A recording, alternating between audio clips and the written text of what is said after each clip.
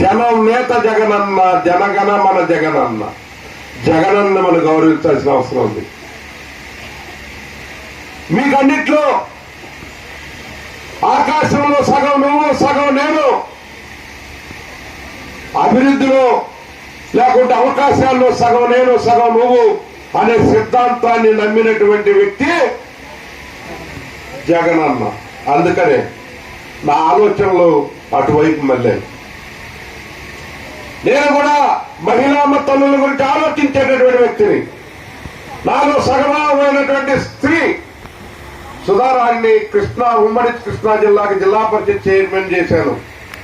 ఆ రోజు కొంతమంది పురుషాధిక్య సమాజం ఇది. ఆ రోజు సుధారాణి నేను చైర్మన్ చేస్తాను, నీ రాజకీయ జీవితం అయిపోయినట్టే ఆమెను పెడుతున్నావేంటి, నీకు ఇక అయిపోద్ది అనుకున్నాను. కానీ ఏమి అయిపోదండి. ఆమె ఇట్లా సీటు మీద ఇక్కడ కూర్చుంటే మేము అక్కడ కూర్చునేవాళ్ళం, మీ దగ్గర మీరు కూర్చున్నట్టు. అయితే నేను గర్వపడేవాడు, నా భార్య జిల్లాని పరిపాలిస్తుంది, ప్రథమ పౌరురాలు అనుకుంది. అదే ఆలోచన ఇప్పుడు జగన్మోహన్ రెడ్డి గారు మిమ్మల్ని అందరూ కూడా రాజ్యాధికారంలో భాగస్వాములు చేస్తున్నటువంటి విధానం మీకు అర్థం కాకపోవచ్చు, కానీ అర్థం చేసుకోవాల్సిన అవసరం ఉంది. నేను చిన్నప్పుడే చదువుకున్నటువంటి వ్యక్తి కాబట్టి నాకు చిన్నప్పటి నుంచి కూడా మా తల్లిగారి మీద అపారమైనటువంటి గౌరవం ఉంది.